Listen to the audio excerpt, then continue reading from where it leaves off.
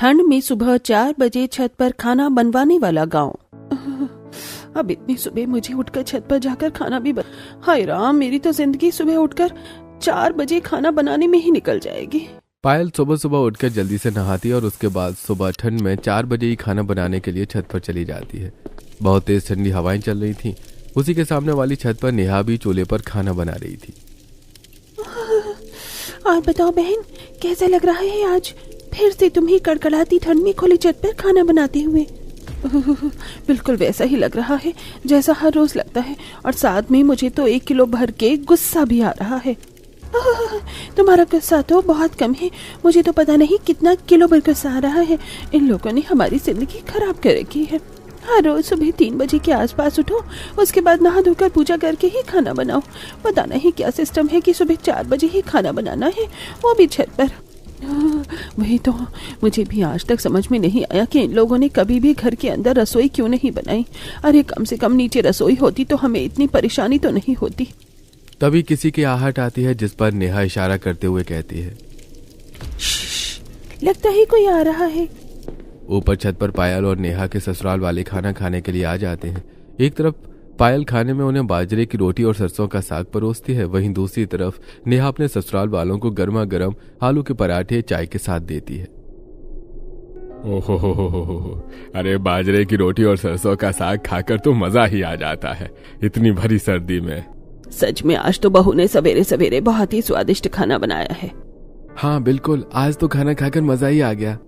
वहीं दूसरी तरफ नेहा की छत पर गर्मा गर्म आलू के पराठे गर्मा गर्म चाय के साथ। ओहो, बहू तूने तो गजब ढा दिया है। बिल्कुल, मेरे लिए तो बहू आज थोड़े बहुत आलू के पराठे भी पैक कर देना। जी ठीक है पापा जी। खाना खाने के बाद सभी अपने अपने काम पर चले जाते हैं। रमेश, महेश और महेंद्र तीनों अपने खेत पर काम करने के लिए जा रहे थे। अरे आज तो हमें खेत का काम करने के बाद शहर भी जाना है, सारा सामान लेकर आना होगा। आज तो बहुत ज्यादा ठंड है और बहुत ज्यादा धुंध भी हो रही है, हमें थोड़ा लेट ही जाना होगा, वरना इतनी ठंड में ठीक से रास्ता भी नजर नहीं आएगा। हाँ ठीक है, कोई बात नहीं, जब तक हम ठीक से काम निपटा लेंगे और उसके बाद हम बाकी गांव का भी काम खत्म कर लेंगे, फिर हमें यश लेकर चला जाएगा। इस तरह तीनों अपने खेत पर पहुंच जाते हैं और भरी ठंड में सुबह सुबह अपने खेत का काम करना शुरू करते हैं। अपने खेत को पानी देते हैं और वहां पर खाद इत्यादि डाल देते हैं। वहीं दूसरी तरफ घर की महिलाएं, जिनके घरों में गाय भैंस थी, वो उनके लिए घास फूस लेने जाती हैं। अभी 6 बज गए और मुझे तो अब दोबारा से भूख लगने लग गई, जबकि अभी 5 बजे ही नाश्ता किया था। हाँ, क्योंकि तुझे शुगर भी तो हो गया। शुगर वाले पेशेंट्स को जल्दी जल्दी भूख लगती ही है, लेकिन शुगर है कि तुझे जल्दी ही पता चल गया और अब ये कंट्रोल में आ गई, वरना तो पता नहीं कितनी मुसीबत हो जाती। सच में कुछ भी बीमारी हो जाए तो उसकी वजह से बहुत ज्यादा दिक्कत होने लग जाती है। अगर समस्या समय पर हल हो जाए तो इतनी परेशानी नहीं होती। हाँ बिल्कुल, मेरे भी तो घुटनों में दर्द रहने लग गया है। शुक्र है कि मैंने ज्यादा देरी नहीं की। हालांकि मेरे शहर वाले डॉक्टर के पास थोड़े ज्यादा चक्कर लगे, लेकिन कम से कम अब मैं ठीक हूँ। हाँ चलो, अब हम खेत पर पहुँच गए हैं। सारी घास फूस इकट्ठी करने के बाद आज हमें खेत में भी काम करना है। जल्दी जल्दी आज सारा काम खत्म कर लेते हैं। अब सभी महिलाएं घास को इकट्ठा करने के बाद अपने अपने घर आ जाती हैं और अपने गाय और भैंसों को चारा देने लगती हैं। तब शांति अपनी भैंस को कहती है, अरे तुम तो दिन ब दिन जिद्दी होती जा रही हो, ठीक से खाना भी नहीं खाती हो। चलो अब जल्दी से अपना सारा खाना खत्म करो, वरना आज मैं तुम्हें बाहर सैर करवाने नहीं लेकर जाऊंगी। सारा खेत का काम करने के बाद शांति अपने कमरे में आराम से लेटी थी। वहीं दूसरी तरफ पायल जब घर का सारा काम कर रही थी तब वो गुस्से में थी। मुझे तो समझ नहीं आता हर रोज सुबह इतनी जल्दी उठने का क्या ही मतलब बनता है। एक तो इन लोगों ने छत पर रसोई बनवा रखी है और सिर्फ मेरा ही ये हाल नहीं है, पूरे गांव का ही ये हाल है। नीचे इतनी सारी जगह है लेकिन किसी ने भी नीचे रसोई नहीं बनवाई। पता नहीं क्या सोचकर पूरे गांव ने ये सिस्टम चालू किया था। अब पायल भी गुस्से में बड़बड़ करते हुए घर का काम करती है। इस तरह दिन गुजर रहे थे और गांव में हर घर का यही हाल था। अगले दिन सुबह 3 बजे उठकर सीमा नहा धोकर तैयार हुई थी कि उसका 8 महीने का बेटा रोना शुरू कर देता है। अले ले ले ले, मेरा प्यारा बच्चा, क्या हो गया? आखिर तुम इस तरह रो क्यों रही हो? चुप हो जाओ। सीमा उसे चुप करवाने की कोशिश करती है लेकिन वो चुप नहीं होता। अब मैं क्या करूं? इसे बिस्तर पर लेटाते ही फिर से पता चल जाएगा। अब ये वापस लेटेगा नहीं, इसे गोद में ही रखना होगा, वरना फिर से दहाड़े मार मार कर रोना शुरू कर देगा। लेकिन मुझे ऊपर छत पर खाना बनाने भी जाना है। खैर मेरे पास अब कोई और ऑप्शन नहीं है, इसे ऊपर ही लेकर जाना होगा, वरना यहाँ पर इसका ध्यान कौन रखेगा। अब सीमा अपने 8 महीने के बेटे को भी अपने साथ छत पर ले जाती है और वहां पर सुबह 4 बजे खाना बनाती है और अपने बेटे को वहीं पर पालने में लेटा देती है और उसे भी बीच बीच में झुलाती रहती है। अले ले ले ले ले मेरा प्यारा बच्चा, देखो तो पालने में कैसे झूल रहा है, कितना प्यारा लग रहा है। लेकिन बहुत ठंडी हवा चल रही है, मैं इसे एक छोटा सा कंबल और उड़ा देती हूँ। उसके बाद सीमा उसे एक छोटा सा कंबल और उड़ा देती है क्योंकि बाहर बहुत तेज हवा चल रही थी, जिसकी वजह से सीमा को बहुत गुस्सा भी आता है। मेरे ससुराल वालों ने भी हद कर रखी है। अरे सिर्फ मेरे ससुराल वालों ही नहीं बल्कि पूरे गांव ने ही हद कर रखी है। इन लोगों को एक तो सुबह 4 बजे खाना बनवाना होता है और ऊपर से छत पर ही। पता नहीं कितना अजीब और खराब सिस्टम है पूरे गांव का। मुझे इतनी ठंड में अपनी बेटी को ऊपर लेकर आना पड़ता है। अगर इसे गलती से भी ठंड लग गई ना तो इसके जिम्मेदार आखिर कौन होगा। उसके बाद सीमा गुस्से में ही बड़बड़ाते हुए खाना बना रही थी। वहीं दूसरी तरफ एक घर में भी ये कुछ यही कहानी चल रही थी। रितु को उसकी सास ने सुबह जल्दी उठा दिया था। तब रितु को पता चलता है कि उसे सुबह 4 बजे खाना बनाना है, तो उसे बहुत हैरानी होती है क्योंकि अभी हाल फिलहाल में ही रितु की शादी हुई थी। उसके लिए तो ये सब बिल्कुल नया था। क्या कहा? मुझे एक तो सुबह 4 बजे खाना बनाना है, ऊपर से छत पे जाकर। लेकिन ऐसा क्यों? बेटा, क्योंकि हमारे पूरे गांव में हर किसी के यहाँ पर छत पर ही रसोई है, इसलिए तुम्हें छत पर जाकर खाना बनाना है। और फिर हम सभी घर से काम के लिए जल्दी निकल जाते हैं, इसलिए तुम सबको सुबह जल्दी उठकर ही खाना बनाना पड़ता है। अब तुम यहाँ पर अपनी बातों में समय बर्बाद मत करो और जल्दी से जाकर खाना बना दो। हमें काम पर जाने के लिए लेट भी हो रहा है। ये सब सुनकर तो रितु को बहुत बड़ा झटका लगता है और वो ठंड में कांपते हुए अपनी छत पर जाती है, जहां पर बहुत तेज तेज ठंडी हवाएं चल रही थी। रितु चारों तरफ नजर घुमाकर देखती है तो उसे गांव की हर छत पर हर बहू चूल्हे पर खाना बनाती हुई नजर आ रही थी। ये क्या सिस्टम है? ऐसा गांव तो मैं पहली बार देख रही हूँ जहाँ पर हर घर में हर महिला सुबह के 4 बजे उठकर खाना बना रही है। मेरे लिए तो यहाँ पर बहुत ज्यादा परेशानी होने वाली है। अब रितु सबसे पहले आलू उबालती है और उसके बाद वो एक परात में आटा गूंथ रही थी। फिर वो आलू छीलने के बाद उसमें मिर्च मसाले डालकर उसका मसाला अच्छे से तैयार कर देती है। इतना सब करने के बाद वो आलू के पराठे बनाती है और उसके ससुराल वाले गर्मा गर्म आलू के पराठे खाते हैं। मानना पड़ेगा भाभी, आपने तो सच में आलू के पराठे बहुत ही स्वादिष्ट बनाए हैं और ठंड में आलू के पराठे खाकर तो मजा ही आ गया। हाँ, सच में तुम्हारे हाथों का खाना तो वाकई बहुत ही स्वादिष्ट और लजीज है। सभी खाना खाकर अपने अपने काम पर चले जाते हैं और सभी के पतिदेव अपना लंच पैक करवा के गांव से रेल में अपने अपने काम पर जा रहे थे। मेरे ऑफिस में तो बहुत ज्यादा ही वर्कलोड बढ़ गया है, आजकल और भी ज्यादा जल्दी जाना पड़ रहा है। यार, अरे हमारे यहाँ भी ऐसा ही कुछ हाल है। सुबह तड़के इतने वक्त उठ कर जाना पड़ता है, पूछो ही मत। सर्दी में तो बिल्कुल भी उठने का मन ही नहीं करता। साथ में रात को घर लौटते हुए बहुत ज़्यादा देर हो जाती है, जिसके बाद नींद भी पूरी नहीं हो पाती।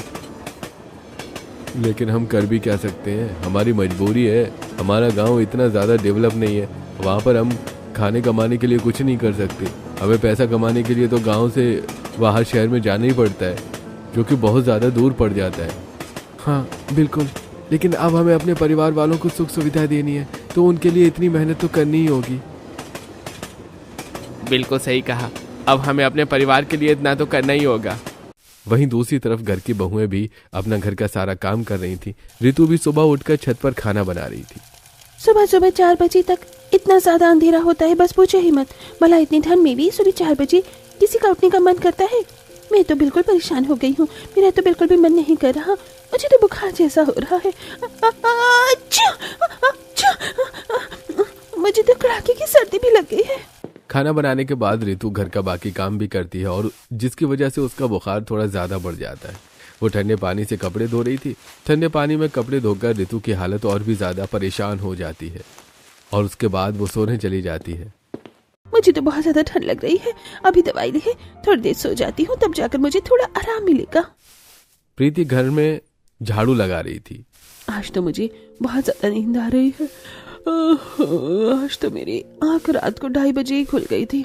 अब बस जल्दी से सारा काम खत्म करके मैं थोड़ी देर सोना चाहती हूँ। झाड़ू लगाने के बाद वो जल्दी जल्दी पोछा लगाती है और उसके बाद प्रीति थोड़ी देर आराम करने के लिए सो जाती है। थोड़ी देर बाद अच्छे से नींद पूरी करने के बाद विमला वहां पर आती है। अरे बहू, अब चल जल्दी चल, हमें खेत पर जाकर थोड़ा काम खत्म करके आना है, वरना हमें बहुत देर हो जाएगी और शाम को फिर अंधेरा हो जाएगा तो हम कुछ काम नहीं कर पाएंगे। जी ठीक है मम्मी जी, चलिए। प्रीति अपनी सास के साथ खेत पर काम करने के लिए चली जाती है। खेत का सारा काम खत्म करने के बाद प्रीति तो अपनी सहेलियों के पास चली जाती है और विमला अपनी सहेलियों के पास। आओ प्रीति, मैंने बिल्कुल अभी ही चाय बनाई है, तुम बिल्कुल सही टाइम पर आई हो। मानना पड़ेगा, तुम्हारी टाइमिंग हमेशा कमाल की ही होती है। क्योंकि मैं खुद भी तो कमाल की ही हूँ। बस पायल, हमेशा अपने मोमी या मिट्टू बनने की जरूरत नहीं होती। चलो अब बैठो यहाँ पर। सभी बैठकर अपनी दिनचर्या और अपने कामों के बारे में बात करना शुरू करती हैं, लेकिन घूम फिर कर उनकी सुई हमेशा की तरह फिर से वही सुबह 4 बजे उठकर खाना बनाने पर ही अटक जाती है। पता नहीं हमारे ससुराल वाले कैसे हैं, जहाँ पर हमें सुबह 4 बजे उठकर छत पर इतनी ठंड में खाना बनाना पड़ता है। अरे सिर्फ हमारे ससुराल वाले नहीं, पूरा गांव ही ऐसा है। हमारे पूरे गांव में एक भी घर में नीचे रसोई नहीं है। बिल्कुल इसी की वजह से फिर हमें बहुत ज्यादा परेशानी होती है। और तुम्हें पता है कि कल क्या हुआ मेरे साथ? मैं कल क्यों नहीं आ पाई थी? हाँ, तुम कल क्यों नहीं आ पाई थी, बताओ जरा हमें। हमने तुम्हारा बहुत इंतजार किया। मैं सुबह 3 बजे उठी थी और उसके बाद नहा धोकर तैयार होकर मैं छत पर जा रही थी। तब मुझे छत पे जाकर खाना नहीं बनाना, मेरा बिल्कुल भी मन नहीं कर रहा, लेकिन फिर भी जाना होगा, क्या कर सकते हैं। प्रीति छत पर खाना बनाने जा रही थी। उसके बाद वो ठंड में खाना बनाती है। वो चूल्हे पर गर्मा गर्म रोटियां बना रही थी। हे भगवान, इतनी ज्यादा ठंड लग रही है। इतनी कड़कड़ाती ठंड में भला छत पर खाना कौन बनाता है? कौन बनाता है? क्या तुम बना रही हो और गांव की सभी औरतें बनाती हैं? अच्छा, सारा काम क्या हम महिलाओं के ही जिम्मे आता है? पता भी है इतनी भारी ठंड में सुबह 4 बजे उठकर छत पर खाना बनाना कितना ज्यादा मुश्किल काम होता है। क्या काम करना मुश्किल हो जाता है? तभी वहां पर प्रीति की सास विमला आ जाती है। आखिर तुम दोनों किस बारे में बात कर रहे हो? विमला को देखकर प्रीति घबरा जाती है और बात पलटते हुए कहती है, कुछ नहीं मम्मी जी, मैं तो बस ऐसे ही कह रही थी कि सब काम करना कितना मुश्किल होता है ना। ये लोग सुबह ऑफिस में जाते हैं, वो भी इतनी कड़कड़ाती हुई ठंड में। प्रीति की ऐसी बातें सुनकर तो यश हैरान हो जाता है और मन में सोचता है, यार कितनी शातिर पत्नी है मेरी। अभी अपने बारे में बात कर रही थी और खुद को बचाने के लिए मेरे ऊपर बात टाल दी, वरना इतना तरस तो मेरे ऊपर कभी नहीं आता इसे। इसके बाद सब खाना खाते हैं और प्रीति उसके बाद जब सीढ़ी से नीचे उतर कर आ रही थी तब उसका पैर सीढ़ी से फिसल जाता है और वो गिर जाती है। हीरा, मैं तो मर गई। मैं तो फूट गई। आई, मेरी तो कमर टूट गई, मर गई हीराम। उसकी चीख सुनकर सभी दौड़े दौड़े आते हैं। अरे अरे प्रीति, क्या हो गया तुम्हें? अरे होना क्या था माँ, मैं तो फूट गई, मेरी तो कमर टूट गई। उसके बाद यश प्रीति को उठाकर कमरे में ले जाता है और उसे वहां पर लेटा देता है। तो कुछ इस तरह मेरा हाल हुआ। मैं जीने से फिसल कर गिर गई थी। आज भी मेरी कमर में काफी दर्द है, लेकिन उतना नहीं। सच में यार, बार बार जीने से ऊपर नीचे करना तो काफी ज्यादा मुश्किल हो जाता है। मैं तो बहुत ज्यादा परेशान हो जाती हूँ सुबह सुबह ऊपर छत पर खुली हवा में खाना बनाने में। अरे इतनी ठंडी हवा चलती है, बहुत ज्यादा ठंडी लगती है। अब मुझे देखो, मेरा 8 महीने का बेटा है, मुझे तो साथ में उसे ऊपर लेकर जाना पड़ता है और वहां पर ठंडी हवा चलती है, जिसकी वजह से मेरे बेटे की भी तबीयत खराब हो जाती है। सच में हर रोज सुबह 4 बजे उठ के छत पे जाकर काम करना बहुत ज्यादा मुश्किल है। हमें अपने घर वालों से इस बारे में बात करनी चाहिए। जब तक हम उन्हें अपनी समस्या के बारे में नहीं बताएंगे तब तक उन्हें कैसे पता चलेगा। बात तो तुम बिल्कुल सही कह रही हो। मैं भी सोच रही हूँ कि क्यों ना इस बारे में अपनी ससुराल वालों से बात कर ली जाए। सही कहा, इस तरह हम कब तक घुट घुट कर जीते रहेंगे। हमें इस बारे में बात करनी चाहिए, क्योंकि सच में हर रोज सुबह 4 बजे छत पर खाना बनाना बहुत ज्यादा मुश्किल है। इस तरह सभी अपना मन बना लेती हैं और उसके बाद अपने अपने घर पर आकर इस बारे में बात करती हैं। मम्मी जी, मुझे आपसे कुछ बात करनी है। हाँ बोलो बेटा, क्या बात करनी है तुम्हें? मम्मी जी, मैं कहना चाहती थी कि हर रोज सुबह 4 बजे छत पर खाना बनाना बहुत ज्यादा मुश्किल होता है। मुझसे अब और नहीं हो पाएगा। ये तुम कैसी बातें कर रही हो? तुमसे भला क्यों नहीं हो पाएगा? क्योंकि 4 बजे बहुत ज्यादा जल्दी हो जाता है उसके लिए हमें 3 बजे उठना पड़ता है और फिर इतनी सर्दी में सुबह सुबह नहा कर पूजा करके फिर हमें जाकर छत पर खाना बनाना पड़ता है, जिसकी वजह से बहुत ज्यादा ठंड लगती है। अच्छा, क्या तुम्हें ही ठंड लगती है? पूरे गांव की बहू खाना बनाती है, उन्हें तो कोई ठंड नहीं लगती। ठंड तो मम्मी जी सबको लगती है और हम सभी ने ही ये फैसला मिलकर किया है कि हमें छत पर सुबह 4 बजे खाना नहीं बनाना। हमारे लिए बहुत ज्यादा मुश्किल हो रहा है। ये बात सुनकर शांति बहुत ज्यादा भड़क जाती है। अच्छा जी, हम भी तो इतने सालों से करते आ रहे हैं, हमें तो कभी भी इतनी परेशानी नहीं हो रही थी। तुम आजकल की बहुओं को पता नहीं क्या परेशानी होती रहती है। इस तरह शांति भी पायल को फटकार देती है और इस तरह बाकी घरों में भी कुछ यही हाल हो रहा था। नेहा भी अपनी सास को ऊपर सुबह 4 बजे खाना बनाने के लिए मना कर रही थी। तब उसकी भी सास भड़क जाती है। अच्छा जी, तुम्हारे कहने से क्या होता है? खाना तो तुम्हें छत पर ही बनाना पड़ेगा, वरना तुम ही बताओ, अगर तुम छत पर खाना नहीं बनाओगी तो और कहाँ पर बनाओगी? आप लोगों को रसोई नीचे ही कर देनी चाहिए थी। आपने और पूरी गांव ने मिलकर छत पर रसोई कर दी है, जिसकी वजह से हम बहुओं को बहुत ज्यादा परेशानी हो रही है। तुम तो ऐसे कह रही हो जैसे हमने तो कभी ऊपर छत वाली रसोई पर काम ही नहीं किया है। हम भी इतने सालों से छत पर ही काम करते आ रहे हैं और यहाँ तक कि कई बार तो हमने 3 बजे भी खाना बनाया है। लेकिन मम्मी जी, हमसे नहीं हो रहा। हमें नहीं पता, हमें छत पर अब खाना नहीं बनाना, खासकर सुबह 4 बजे तो बिल्कुल भी नहीं। वहीं दूसरी तरफ रितु के घर में भी यही हाल था। आखिरकार तुम सबको इतनी परेशानी ही क्यों हो रही है, मुझे तो समझ ही नहीं आ रहा। क्योंकि हमें बहुत ज्यादा ठंड लगती है ऊपर, और जिसकी वजह से हमारी तबीयत भी खराब रहती है। आपको पता है ना, मुझे कल से ही बुखार हो रहा है और ऐसे में ऊपर छत पर खुली हवा में सुबह 4 बजे काम करना बहुत मुश्किल है। हम सुबह 4 बजे कोई काम नहीं करेंगे। तुम्हें काम तो करना होगा सुबह 4 बजे ही। तो अगर तुम सुबह 4 बजे काम नहीं करोगी तो और कौन करेगा? वो हम सब नहीं जानते मम्मी जी। सुबह 4 बजे काम करना बहुत ज्यादा मुश्किल होता है। मुझसे तो बिल्कुल भी नहीं हो पाएगा। इतनी सुबह सुबह ठंड में छत पर खाना बनाना बहुत मुश्किल है। प्रीति के घर में भी प्रीति को भी इस बारे में अपनी सास से बात करनी थी, लेकिन प्रीति का हाल कुछ अलग था। मम्मी जी, मुझे आपसे कुछ बात करनी है। हाँ बोलो बेटा, तुम्हें क्या बात करनी है? मम्मी जी, मुझे कुछ तो बात करनी ही थी, लेकिन मैं भूल गई मम्मी जी। हे भगवान, पता नहीं बहू तुझे हर बार क्या होता रहता है। हमेशा कहती है कि तुझे मुझसे कुछ बात करनी है और उसके बाद तू मुझसे कुछ बात भी नहीं करती। दरअसल मम्मी, मैं पूछ रही थी कि क्या हम छत की बजाय रसोई नीचे नहीं कर सकते? नहीं बेटा, तुम तो जानती ही हो कि घर में इतना ज्यादा स्पेस भी नहीं है और बहुत समय से हमारे रसोई ऊपर ही बनी हुई है, जिसकी वजह से हमने रसोई ऊपर छत पर ही परमानेंट कर दी थी। अब नीचे तो रसोई बन भी नहीं सकती। अच्छा ठीक है मम्मी जी। वहीं दूसरी तरफ सीमा के घर में भी यही हाल था। हर रोज मुझे अपने साथ मोनू को भी छत पर लेकर जाना पड़ता है। इसकी वजह से इसकी भी तबीयत खराब हो रही है। मम्मी जी, अब से मैं छत पर खाना नहीं बनाऊंगी। सुबह 4 बजे उठकर काम करना बहुत ज्यादा मुश्किल होता है। तुम तो ऐसे बातें कर रही हो जैसे सिर्फ तुम्हें ही सुबह 4 बजे उठकर काम करना पड़ता है। हम सबको तो कुछ करना ही नहीं पड़ता। लेकिन हमारी तरह आप लोगों को पहले उठकर या नहा धोकर उसके बाद छत पर जाकर खाना नहीं बनाना पड़ता। इतनी ठंड में इतनी ठंडी ठंडी हवा चलती है, बिल्कुल सीने को चीर जाती है। इस तरह अब हर घर में ही कलेश हो रहा था और अगले दिन बहुओं ने हड़ताल कर दी थी। सभी ने सुबह 4 बजे उठकर छत पर खाना बनाने से मना कर दिया था, जिसकी वजह से घर के बाकी सदस्यों को बहुत ज्यादा परेशानी हो रही थी। हमारी बहू ने तो खाना बनाने से ही मना कर दिया है। कह रही है ऊपर 4 बजे खाना बनाने में बहुत ज्यादा ठंड लगती है और बहुत परेशानी भी होती है। बताओ, आजकल की बहू के तो नखरे ही खत्म नहीं हो रहे हैं। अरे तो हमें इस बारे में बहुत शांति से बैठकर बात कर लेनी चाहिए। अरे हम भला बहू से शांति से बैठकर बात क्यों करेंगे?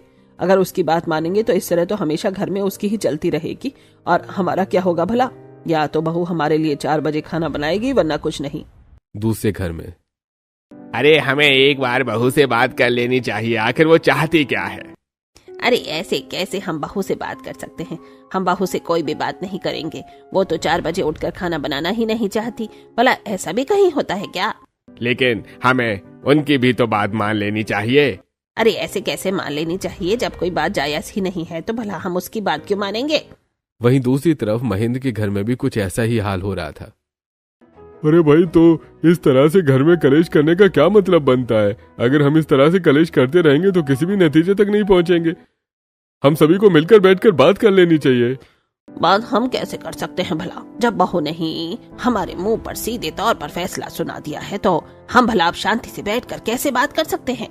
उस तरफ बहू खाना नहीं बना रही और दूसरी तरफ तुम उससे बात नहीं करना चाह रही। अगर ऐसे ही चलता रहा तो फिर किस तरह इसका हल निकलेगा भाई? मुझे नहीं पता, लेकिन मैं किसी भी हाल में बहू की सारी बातें मानने नहीं दूंगी। अरे उसकी जिद भी नाजायज है। वो सुबह 4 बजे उठकर काम करने से मना कर रही है, जबकि इतने सालों से हम भी बिना किसी शिकायत के ये काम करते आ रहे हैं। इस तरह अब गांव के हर घर में अब 2 गुट हो चुके थे। एक तरफ बहू अपनी जिद पर खड़ी हुई थी और दूसरी तरफ सास भी अपनी जिद पर खड़ी थी कि आखिर बहू इस तरह की डिमांड कैसे कर सकती है, जिसकी वजह से घर के मर्दों की हालत बहुत बुरी हो रही थी। इसलिए उन्होंने अपनी एक बैठक की। भाई आखिर हम इन दोनों को कैसे समझाएं? कोई भी हमारी बात समझने को तैयार ही नहीं है। सच में मैंने इन्हें समझाने की बहुत कोशिश की, लेकिन हमारी तो एक भी बात मानने को तैयार ही नहीं है दोनों जने। मैंने भी शांति को समझाने की बहुत कोशिश की, लेकिन वो भी शांति से बात करने को तैयार ही नहीं है। नाम तो शांति है, लेकिन काम में कहीं पर भी शांति नजर नहीं आ रही मुझे तो अब घर में।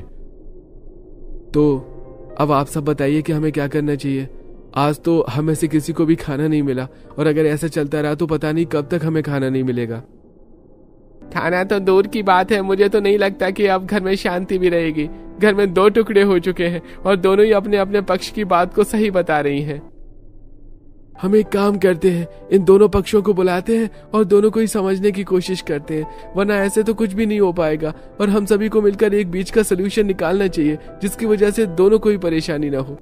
हाँ, ये बिल्कुल सही रहेगा। इस तरह जब बहुएं और सास आपस में एक चीज के ऊपर सलूशन नहीं निकाल पा रहे थे, तब घर के मर्द आगे आते हैं और सभी को वहां पर बैठक में बुलाकर शांति से बात करने के लिए बुलाते हैं। पहले घर की बहू बताएंगी कि उन्हें क्या परेशानी होती है, उसके बाद उनकी सास बताएंगी कि क्या ये बात जायज है। तब पहले बहुएं अपना पक्ष रखती हैं।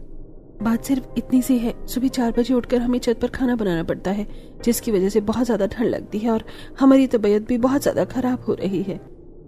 यहाँ तक कि मैं तो जीने से गिर भी गई थी और मेरे तो बच्चे को ही बहुत परेशानी हो जाती है क्योंकि वो मेरे पीछे से रोता है और मुझे इसे भी सर्दी में ऊपर ले जाना पड़ता है, जिसकी वजह से इसे निमोनिया तक हो गया है। अब 8 महीने का बच्चा खुले हवा में कितनी ही ठंड बर्दाश्त कर पाएगा। इसीलिए हमने फैसला किया है कि हम सुबह 4 बजे उठकर छत पर खाना नहीं बनाएंगे तो नहीं बनाएंगे।